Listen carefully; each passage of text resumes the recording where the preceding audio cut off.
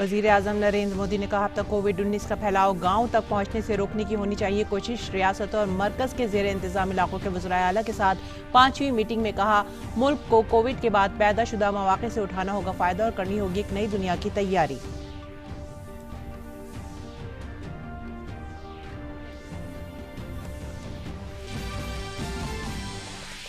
वजीर आजम नरेंद्र मोदी ने कहा, मुल्क के सामने है दोहरा चैलेंज। बीमारी को रोकने के साथ साथ तमाम ज़ाब्तों पर अमल करते हुए बढ़ानी होगी अवामी सरगर्मियां। वजीर आजम ने कहा, हर फर्द को जान से लेकर जग तक के नए उसूलों पर गुजारनी होगी जिंदगी।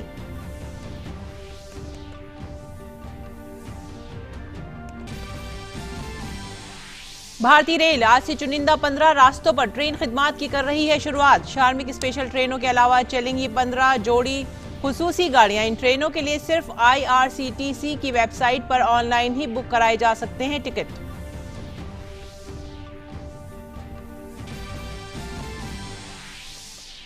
शार्मिक एक्सप्रेस ट्रेन के जरिए मुल्क के मुख्तलिफ हिस्सों में फंसे मुहाजिर मजदूर पहुंच रहे हैं अपने घर। 513 शार्मिक स्पेशल ट्रेन के जरिए 6 लाख से ज्यादा मजदूरों को उनकी मंजिल तक पहुंचाया गया।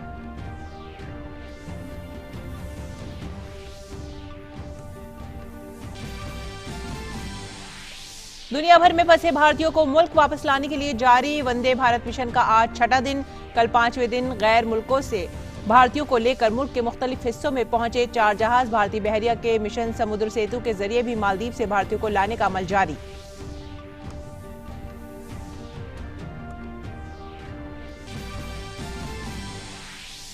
भारत में कोरोना मामलों की सेहतयाबी की शरह बढ़कर हुई 31.15%। एक्टिव मामलों की तादाद 44,029। 20,916 मरीज हुए सेहतयाब। 2,206 अफराद की मौत।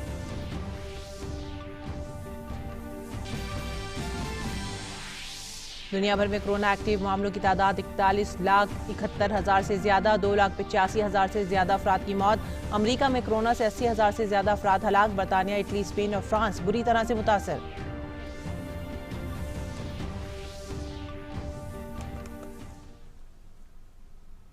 आदाब नाजरीन, 10 बजे की उर्दू खबरों में आप सभी का खैर मकदम है। नजर डालते इस वक्त की अहम खबरों की तफसीलात पर।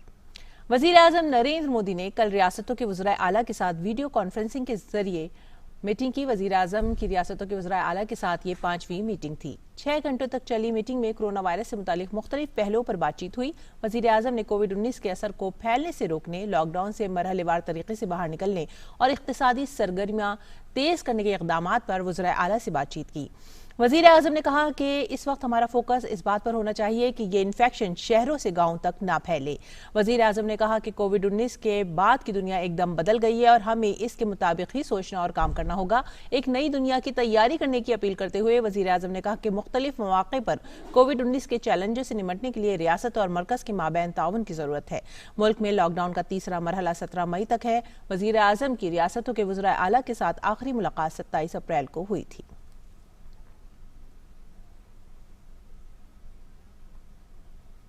आइए देखते हैं वजीर आजम ने क्या क्या कहा। वजीर आजम ने कहा कि हमारे सामने दोहरा चैलेंज है। एक तरफ बीमारी के इन्फेक्शन की शरह को कम करना, तो दूसरी जानिब सभी रहनुमा खतूत की पाबंदी करते हुए आहिस्ता आहिस्ता अवामी सरगर्मियों को फरोग देना है। वजीर आजम ने कहा कि अब ये कोशिश होनी चाहिए कि दही इलाकों में कोविड-19 के फैलाव को रोका जा सके। उन्होंने कहा कि हमें यह समझना होगा कि कोविड-19 के बाद दुनिया बदल रही है। इसका मतलब यह हुआ कि हमारे तरीक़ाकार में अहम तब्दीली आएगी। वज़ीर आज़म ने कहा कि हमें यह जहन में रखना होगा कि इसके लिए वैक्सीन या कोई हल नहीं मिला है। इस वायरस से निपटने के लिए सबसे बड़ा हथियार सोशल डिस्टेंसिंग है। वज़ीर आज़म ने सभी वज़राए आला से 15 मई तक एक वसी हिकमत अमली मुश्तरक करने को कहा। वज़ीर आज़म ने रियासतों से एक ब्लू प्रिंट तैयार करने के लिए भी कहा, जिसमें तफसील हो कि लॉकडाउन को आहिस्ता आहिस्ता खोलने के दौरान मुख्तलिफ तरह के मामला से कैसे निपटा जा सकेगा। वज़ीर आज़म ने कहा कि मानसून आने के साथ ही कोविड-19 से अलहदा दीगर बीमारियों का भी फैलाव होगा, जिसके लिए हम अपने तिब्बी निज़ाम को मजबूत करना होगा। उन्होंने कहा कि इक़्तिसादी सरगर्मियों के फरोग देने के लिए रेलगाड़ियों को फिर से चलाना होगा, लेकिन ये सभी रास्तों पर नहीं चलाई जाएंगी। वज़ीर आज़म ने कहा कि किसी भी रियासत ने मायूसी जाहिर नहीं की है और इस इज्तिमाई अज़्म से भारत कोविड-19 के खिलाफ जंग जरूर जीतेगा।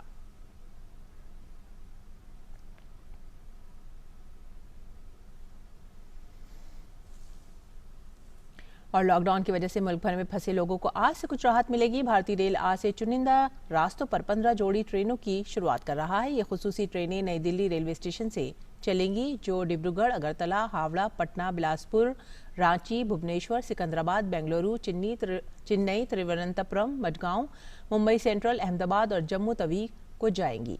वजारत दाखिला ने स्पेशल ट्रेनों की आमदोरफ्त के लिए तरीक़ाकार जारी किया है, जिसके मुताबिक ट्रेनों की आमदोरफ्त के अलावा टिकट बुकिंग और दीगर इतलात रेलवे के जरिए दी जाएंगी। इन रेलगाड़ियों के लिए टिकट की बुकिंग कल से शुरू होगी। टिकट सिर्फ IRCTC की वेबसाइट पर बुक किए जा सकेंगे। इस सहूलत के तहत सिर्फ कन्फर्म ई-टिकट वाले मुसाफिरों को ही रेलवे स्टेशन में दाखिल होने की इजाज़त होगी। मुसाफिर के लिए फेस कवर या मास्क लगाना ज़रूरी है। ट्रेन की रवानगी के वक्त मुसाफिरों को अपनी स्क्रीनिंग करानी होगी और सिर्फ उन्हें ट्रेन में सवार होने की इजाजत होगी जिन मुसाफिरों में इस बीमारी की अलामात नहीं पाई जाएंगी। भारतीय रेल में सफर करने वाले मुसाफिरों के लिए वजारत दाखिला के जरिए हिदायत जारी की गई हैं। भारतीय रेल ने यह हिदायत ट्वीट करके जारी की है, जिसमें कहा गया है कि गाइडलाइन पर मुसाफिरों को सख्ती से अमल करना होगा। सफर करने वाले तमाम तरह की जांच से गुजरना और ये कि रियासत और मरकज के जेर इंतजाम इलाकों के लिए प्रोटोकॉल की पाबंदी जरूरी है।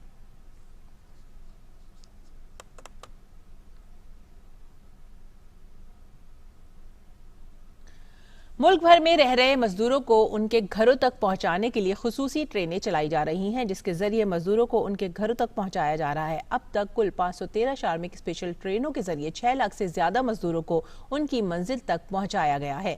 यह अमल अभी भी मुसलसल जारी है और वजारत दाखिला ने रियासतों को मजदूरों को पनाह, खाना और पानी मुहैया कराने का मशवरा भी दिया है। मुल्क के 4 अलग अलग हिस्सों की ये तस्वीरें बता रही हैं कि हुकूमत की कोशिशों से मुल्क के अलग अलग हिस्सों में फंसे हुए लोगों को निकालने के लिए श्रमिक एक्सप्रेस ट्रेनें चलाई जा रही हैं। इन ट्रेनों से लोगों को एक रियासत से दूसरी रियासत पहुंचाया जा रहा है, जिससे मजदूरों में बहुत खुशी है। गुजरात के मोरबी में मुहाजिर मजदूरों को लेकर एक स्पेशल ट्रेन मध्य प्रदेश की राजधानी भोपाल के हबीबगंज स्टेशन पर पहुंची, जहां लोगों के लिए पूरे इंतजाम किए गए थे। कुल मिला के 30 जिलों के लोग हैं। हमने जैसे सबसे पहले लोगों को उतारा, उनके गोलों में खड़ा किया, प्रॉपर सोशल डिस्टेंसिंग मेंटेन करते हुए शासन प्रशासन की जो व्यवस्थाएं थी उसके अनुसार इनको सबसे पहले मेडिकली स्क्रीन किया। स्क्रीनिंग करने के बाद उनको खाना, पानी, फल, फूल, दूध, बिस्किट, सारी चीज़ें, सब बच्चों को कोई दिक्कत ना हो, शासन प्रशासन की पूरी माकूल व्यवस्था है। गुजरात के सूरत से स्पेशल ट्रेन उत्तराखंड के काठगोदाम के लिए पीर की सुबह रवाना हुई। वहीं छत्तीसगढ़ के 1200 से ज्यादा मुहाजिर मजदूरों, कामगारों और तलबा को लेकर गुजरात से आने वाली पहली श्रमिक स्पेशल ट्रेन पीर की सुबह बिलासपुर स्टेशन पहुंची। उधर बिहार के मगरबी चंपारण में पीर को चौथी श्रमिक स्पेशल ट्रेन 1200 मुहाजिर मजदूरों को लेकर लुधियाना से बेतिया आई। सिलाई के काम करे नहीं। दूसरी तरफ गोवा से 1055 लोगों को लेकर स्पेशल ट्रेन जम्मू कश्मीर के उधमपुर के लिए रवाना हुई। कि हमने अपनी टेस्टिंग और सैंपलिंग कैपेसिटी जो है अपग्रेड की है, रैंप अप की है, ताकि आने वाले प्रत्येक व्यक्ति की 100% सैंपलिंग टेस्टिंग हो सके। It will go to Udhampur. It is a point-to-point kind of a train only, except for the mandatory stops which railways will have for themselves. It will not take any more passengers from anywhere. इस दरमियान मरकजी वजारत दाखिला और वजारत rail ने श्रमिक special ट्रेनों के जरिए मुहाजिर मजदूरों की आमदोरफ्त पर पीर की सुबह एक वीडियो कॉन्फ्रेंस भी की। रियासतों और मरकज के जेर इंतजाम इलाकों के अहम अफसरों ने इसमें हिस्सा लिया। वीडियो कॉन्फ्रेंसिंग के दौरान कई मामलों पर बातचीत हुई और उनका हल निकाला गया। मरकजी वजारत दाखिला ने मुहाजिर मजदूरों को बिना किसी अड़चन के उनके घरों तक पहुंचाने के लिए ज्यादा स्पेशल ट्रेन चलाने में तमाम रियासतों और मरकज के जेर इंतजाम इलाकों को रेलवे की वजारत के साथ ताउन करने के लिए कहा है। मरकजी दाखिला सेक्रेटरी ने रियासतों और मरकज के जेर इंतजाम इलाकों के चीफ सेक्रेटरियों को खत लिखकर सलाह दी है कि वो हिजरत करके आने वाले मजदूरों को उनको अपनी जगह तक पहुंचने के लिए सड़क और रेलवे पटरियों पर चलने से रोकें। वजारत दाखिला ने रियासतों को भी ये मशवरा दिया है। रेलवे बोर्ड का कहना है कि मुल्क में फंसे सभी मजदूरों को उनकी रियासत महफूज वापस पहुंचाया जाएगा और किसी को परेशान होने की कोई जरूरत नहीं है। मजबूरी तौर पर मुल्क भर में जारी लॉकडाउन की वजह से कई रियासतों में दूसरी रियासतों से आए मजदूर फंस गए हैं। उनको घर पहुंचाने के लिए मरकज और रियासती सरकारें बिला तफरीक काम कर रही हैं। Bureau report, DD news Urdu खबरें। नाजरीन, यहां पर रुकेंगे एक छोटे से वक्फे के लिए।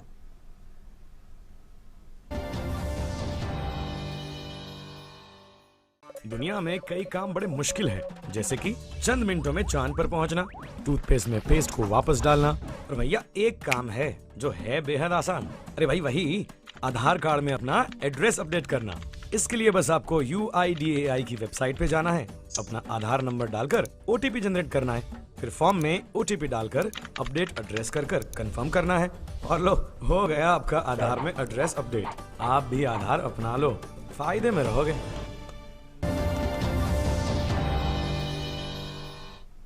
वक्फे के बाद आपका एक बार फिर से खैर मकदम है। उर्दू खबरों में नजर डालते हैं इस वक्त की अहम खबरों पर। बैरून मुल्क फंसे भारतीयों को वंदे भारत मिशन के तहत भारत वापस लाने की मुहिम चलाई जा रही है। इस मिशन के तहत एक तैयारा कई ममालिक में फंसे सैकड़ों भारतीयों को वापस लेकर वतन पहुंचा। बहरीन से कोझिकोड के लिए भी एयर इंडिया ने परवास की। दूसरी जानिब दुबई से 177 भारतीयों को लेकर एयर इंडिया की फ्लाइट कोची पहुंची। इस तरह कल शाम ढाका से भी 107 भारतीय मुसाफिर एक तैयारे से मुंबई पहुंचे हैं।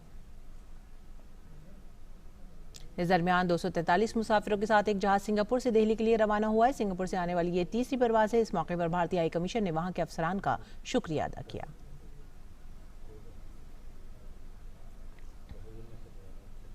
वंदे भारत मिशन पर ताज़ा मालूमात के लिए आइए बात करते हैं हमारे नुमाइंदे अरुण शर्मा से। जी अरुण, आज छठा दिन है वंदे भारत मिशन का। अब तक बहुत से मुसाफिरों को दुनिया के मुख्तलिफ मुल्कों से वापस भारत लेकर आया गया है। क्या आने वाले वक्त में इन परवाज़ों का दायरा बढ़ेगा?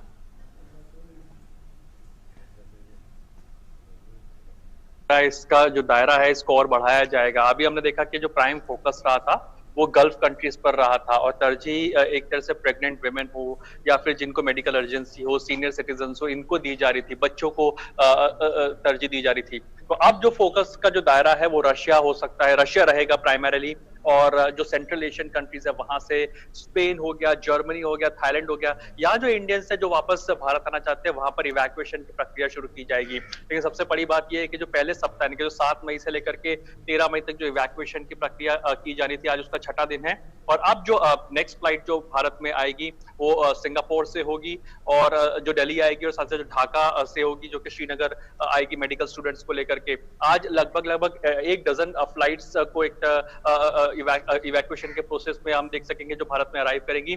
देर रात आज अगर देखा जाए तो फ्लाइट मनीला से अहमदाबाद आई है, यूएस में न्यूयॉर्क से भी अहमदाबाद आई है। तो यूएस हो गया, मनीला हो गया, यहाँ से फ्लाइट्स आ चुकी है। अब जो फ्लाइट आएगी वो सिंगापुर है, और साथ ही साथ ढाका से आएंगी, और ऐसे 1 डजन फ्लाइट आज भी आने वाली हैं। अभी तक सरकार अगर देखेंगे तो लगभग 6 से 7 हजार के आसपास लोगों को इवैक्यूएट कर लिया गया है, या फिर प्रोसीजर के इन प्रोसेस है इवैक्यूएशन के इस समय पर। अगर आज के दिन की बात की जाए तो दायरा भी अब अगले सप्ताह, क्योंकि अब कल आखिरी दिन होगा पहले सप्ताह का, तो ऐसे में जो अगले सप्ताह की भी एक तरह से शेड्यूल आएंगे, और उसमें पता चलेगा कि आखिर कितनी फ्लाइट्स को किन किन रीजन में बढ़ाया जाता है। लेकिन हमारे सूत्र में बता रहे हैं कि Thailand, Germany, central Asian countries, Russia, Ukraine, ये सब कंट्रीज प्रोमिनेंटली शामिल रह सकते हैं जो अगले सप्ताह की अगर बात की जाए।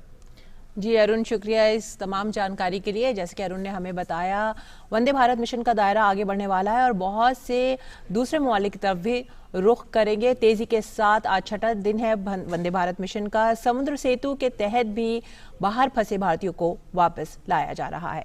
आगे बढ़ते हैं अगली खबर की तरफ। कोरोना बहरान से निपटने के लिए आलमी कोशिशों में तालमेल के लिए और उन्हें फरोग देने के मकसद से वजीर खारजा एस जयशंकर ने कल वीडियो कॉन्फ्रेंसिंग के जरिए कई ममालिक के वज़ीर खारजा के साथ मीटिंग की। इस मुश्तरका वीडियो कॉन्फ्रेंस में अमरीका, ऑस्ट्रेलिया, इसराइल, जापान, ब्राजील और जनूबी कोरिया के वज़ीर खारजा शामिल हुए। मीटिंग के दौरान कोरोना के खिलाफ लड़ाई में आलमी सेहत इंतजामिया, तिब्बी ताउन और इक़्तिसादी इस्लाहात में जैसे तमाम मसाइल पर तफसील से बातचीत हुई। मुल्क में कोरोना वायरस से मुतासिर मरीजों की तादाद बढ़कर 46,008 हो गई है, जबकि 22,455 लोग सेहतमंद होकर अस्पताल से घर वापस जा चुके हैं और 2,2293 मरीजों की मौत हुई है। अच्छी बात यह है कि भारत में सेहतयाबी की शरह बढ़कर 31.15% हो गई है। सरकार की कोशिश है कि कोरोना वायरस का चेन तोड़ा जा सके, इसलिए अवाम से तमाम ज़ाब्तों पर अमल करने की अपील की जा रही है।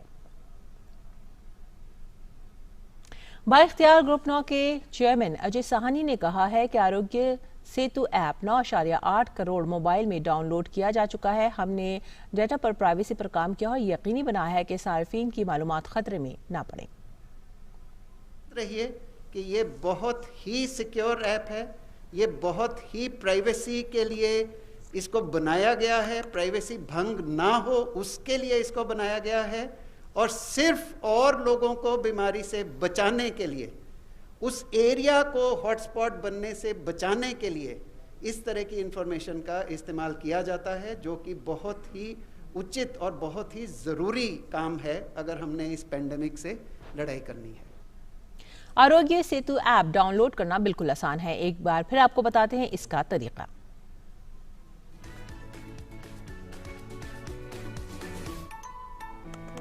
मुझे अपने परिवार की सेहत की हिफाजत करनी है, लेकिन मैं आरोग्य सेतु ऐप डाउनलोड कैसे करूं? बात मेरी मान, सेतु को डाउनलोड करना है बड़ा आसान। बस ये विजिट करो mygov.in आरोग्य सेतु ऐप या फिर गूगल प्ले स्टोर से सीधे डाउनलोड कर लो। देखा, आरोग्य सेतु ऐप डाउनलोड करना उतना ही आसान है जितना टिकटॉक, व्हाट्सएप या इंस्टाग्राम डाउनलोड करना।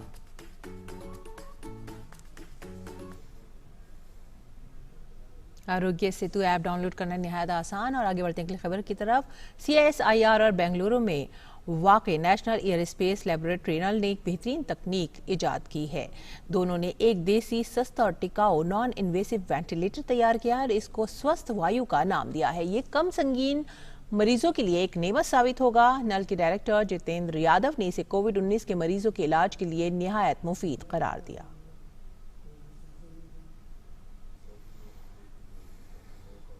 और आइए अब रुख करते हैं नेपाल का। नेपाल में कोविड-19 के मुतासरीन की तादाद बढ़ती जा रही है। पीर को यहाँ इन्फेक्शन के 24 नए मामला सामने आए, जिसके बाद मरीजों की कुल तादाद बढ़कर 134 हो गई। ये नेपाल में एक ही दिन में रिपोर्ट किए गए कोरोना वायरस से सबसे ज्यादा मामले हैं। सेहत और आबादी की वजारत के मुताबिक इतवार को कपिलवस्तु जिले में 16, रोपिंदही में 6 और बर्दिया और सुपुत्री जिला में एक शख्स को कोरोना से मुतासर पाया गया। सभी मरीजों का अस्पताल में इलाज चल रहा है और उनकी हालत सही बताई जा रही है। नेपाल में इस वक्त कोरोना के कुल 101 एक्टिव मामले हैं, जबकि अब तक 33 मरीज सेहतयाब हो चुके हैं। मुल्क भर में 12,701 अफराद क्वारंटीन में हैं और 153 लोग होम आइसोलेशन में हैं। नजर डालते हैं दुनिया भर में कोविड-19 से मुतासरा मामलों की तादाद पर। 41,75,000 से ज्यादा तादाद हो गई है एक्टिव मामलात की। दुनिया भर में इससे अब तक 2,85,000 से ज्यादा अफराद की मौत हो चुकी है। अमेरिका कोविड-19 से बुरी तरह से मुतासर होने वाला मुल्क है, जहां अब तक कोविड-19 के मुसद्दिक़ा मामलों में 13,47,151 है। वहां कोविड-19 से 80,378 लोगों की मौत हो चुकी है। स्पेन में 2,27,436 मुसद्दिक़ा मामलात हैं और मरने वालों की तादाद 26,744 हो गई है। वहीं बरतानिया में 2,24,332 मामला सामने आए हैं, जबकि 32,141 लोगों की जान अब तक जा चुकी है।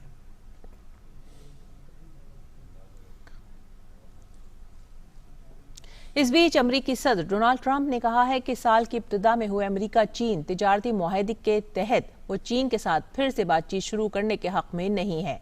ट्रंप ने कहा कि अमरीकी वैक्सीन इंस्टीट्यूट को हैक करने और चुराने की चीन की मुबैना कोशिशों पर अमरीकी इंतजामिया पूरी तरह से नजर रखे हुए है। कोरोना वायरस की जद में आने से अमरीका में अब तक 80,350 अफराद की मौत हो चुकी है और वायरस के इन्फेक्टेड मामलों की तादाद बढ़कर 13,46,720 से तजावुज कर गई है। उधर बरतानिया के वजीर आजम बोरिस जॉनसन ने कहा है कि अगर जल्द ही कोरोना वायरस का टीका नहीं आया तो बरतानिया को अपनी मईशत को मौजूदा हालात के मुताबिक ढालने के बारे में सोचना होगा। उन्होंने कहा कि लोगों को सोशल डिस्टेंसिंग जैसे तमाम कवानीन की पाबंदी को यकीनी बनाना होगा। बरतानिया में कोविड-19 से मरने वालों की तादाद 32,000 से तजाविज कर गई है, जबकि यहाँ 2,24,000 से ज्यादा लोग इन्फेक्शन की जद में आ चुके हैं।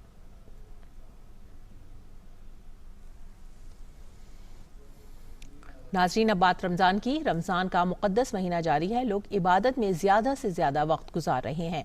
लॉकडाउन की वजह से सोशल डिस्टेंसिंग का भी ख्याल रखा जा रहा है। रमज़ान के इस मुक़द्दस महीने का सबसे आला और बेहतरीन मकसद है दुनिया की रंगारंगी में खोए हुए इंसान को उससे हटाकर अपने माबूद हकीकी की बारगाह में खड़े होने का एहसास दिलाना और ये याद दहानी कराना कि हमारा असल मकसद अल्लाह के फैसले में कामयाब होना है। रमज़ान इसी मकसद के तहत हमें सबसे कट कर खुसूसन इस माह में तमाम तवज्जो अपनी रूहानी तरबियत और तरक्की पर मरकूज करने की दावत देता है। जाहिर है इसके लिए हमें तन्हाई की ज़रूरत होती है ताकि पूरी यकसुई के साथ हम अपनी तवज्जो अपने किरदार की बेहतरी पर मरकूज कर सकें। रमज़ान के आखिरी अशरे में एतकाफ़ का मकसद भी यही है कि इंसान चंद रोज़ के लिए अपनी रूहानी दुनिया का एहतिसाब करे और उसकी कमियां दूर करके एक बेहतर इंसान बने। नाजरीन, अब अगर ये तन्हाई ऐसे वक्त में नसीब हो जब सोशल डिस्टेंसिंग के बहाने कोरोना वायरस की इस वबा के दौरान बाहर भी तन्हाई हो और घर में आप खुद गोशे तन्हाई के खास्तगार हों, तो अपने दिल से पूछिए कि ये मौका सोने पर सुहागा है कि नहीं। आपने बाहर के बखेड़ों से पहले ही खुद को बहुत हद तक अलग कर लिया है और अब घर में गोशे तन्हाई के तालिब हैं ताकि अपना रूहानी मुहासबा कर सकें। भला इससे बेहतर मौका और क्या हो सकता है कि कहीं आना न जाना। सिर्फ और सिर्फ ज़रूरत है अपने ऊपर तवज्जो देने की। अगर वाकई हम ऐसा कर लें तो रमज़ान के मुबारक महीने से फ़ायदा उठाकर लॉकडाउन ख़त्म होने के बाद हम एक ज़्यादा बेहतर इंसान नज़र आ सकते हैं। हमारे अंदर हमदर्दी और गमखारी का जज्बा परवान चढ़ सकता है। अलगर्ज ये कहा जा सकता है कि लॉकडाउन के दौरान उसके ज़ाब्तों पर अमल एक खारजी दबाव है, लेकिन हमारे लिए ये रहमत की शक्ल में सामने आया है, और वो भी रमज़ान में जब हम खुद ही ऐसे मौके की तलाश में रहते हैं कि कहीं आना जाना कम हो और इबादत का वक्त ज़्यादा से ज़्यादा मिले। राशिद शमसी, DD न्यूज़ उर्दू खबरें। लॉकडाउन के दौरान घर में रहकर इबादत करना आपकी और दूसरों की हिफाजत को यकीनी बनाएगा। और आपको बता दें कि अदाकारा दिव्या दत्ता ने 2 गज दूरी बेहद जरूरी के नारे के साथ घर में रहने की अपील की है। जब सब ठीक होगा ना, तो ये तो करते रहेंगे। वो जो दोस्तों से हर तीसरे दिन वीडियो कॉल करते हैं, अपनी वो गप्पे और रेसिपीज एक्सचेंज करते हैं, कहाँ मिलता है वो मौका भाग दौड़ की जिंदगी में। वो एक दमा चौकड़ी करते रहेंगे। जब सब ठीक होगा ना, तो ये तो करते रहेंगे। वो घर पे पुरानी एल्बम देखकर एक साथ बचपन की यादें ताजा करना, वो टी शर्ट पजामे में RD बर्मन सुनते हुए मिलकर सफाइयां करना, वो मस्ती, वो पिलो फाइट्स, वो शरारत करते रहेंगे। जब सब ठीक होगा ना, तो ये तो जरूर करते रहेंगे। वो जो हर छोटी चीज समेट रहे हैं घर की, अब जब बाई आएगी तो इस बार सब सफाई उस पर नहीं छोड़ेंगे। एक मदद का हाथ देंगे और उसके चेहरे पे वो मुस्कुराहट भरते रहेंगे। जब सब ठीक होगा ना, तो ये तो करते रहेंगे। वो जो नीचे चौकीदार भैया है ना, उनसे रोज का चाय नाश्ता पूछना, एक दुआ सलाम करना, वो घर से दूर है इसका एहसास कम करना, ये भी आते जाते करते रहेंगे। जब सब ठीक होगा ना, तो ये तो करते रहेंगे। वो गली के कुत्तों को हाय हेलो करके रोटी देना, वो गाती हुई कोयल की बोल समझना, वो छत पर जाकर कौओं के लिए पानी रखना, रब की इस कायनात से दोस्ती करते रहेंगे। जो गलत कर दिया था हमने, उसे ठीक करने का मौका मिला है। उस ठीक को हम और अच्छा करते रहेंगे। जब सब ठीक होगा ना, तो ये तो जरूर करते रहेंगे। और इस पैगाम के बाद अब आखिर में सुर्खियां एक बार फिर से। वजीर आजम नरेंद्र मोदी ने कहा, कोविड-19 का फैलाव गांव तक पहुंचने से रोकने की होनी चाहिए कोशिश। रियासतों और मरकज के जेर इंतजाम इलाकों के वज़राए आला के साथ 5वीं मीटिंग में कहा, मुल्क को कोविड के बाद पैदाशुदा मौक़े से उठाना होगा फायदा और करनी होगी एक नई दुनिया की तैयारी।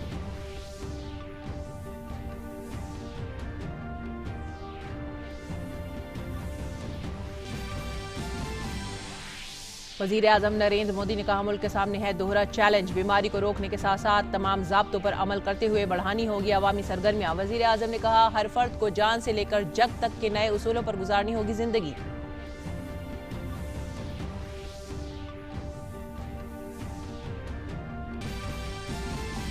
भारतीय रेल आज से चुनिंदा 15 रास्तों पर ट्रेन खिदमात की कर रही है शुरुआत। श्रमिक स्पेशल ट्रेनों के अलावा चलेंगी 15 जोड़ी खुसूसी गाड़ियां। इन ट्रेनों के लिए सिर्फ IRCTC की वेबसाइट पर ऑनलाइन ही बुक कराए जा सकेंगे टिकट।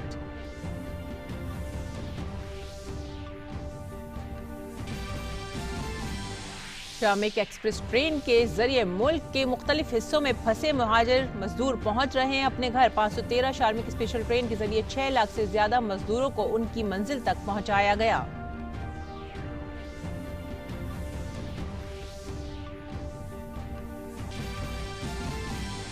दुनिया भर में फंसे भारतीयों को मुल्क वापस लाने के लिए जारी वंदे भारत मिशन का आज छठा दिन। कल 5वें दिन गैर मुल्कों से भारतीयों को लेकर मुल्क के मुख्तलिफ हिस्सों में पहुंचे 4 जहाज। भारतीय बहरिया के मिशन समुद्र सेतु के जरिए भी मालदीव से भारतीयों को लाने का अमल जारी।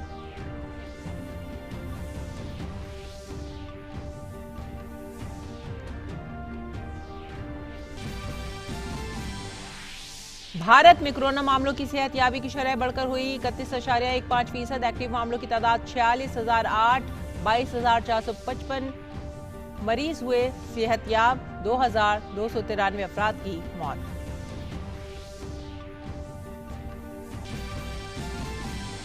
दुनिया भर में कोरोना के एक्टिव मामलों की तादाद 41,71,000 से ज्यादा। 2,85,000 से ज्यादा अफराद की मौत। अमेरिका में कोरोना से 80,000 से ज्यादा अफराद हलाक। बरतानिया, इटली, स्पेन और फ्रांस बुरी तरह से मुतासर।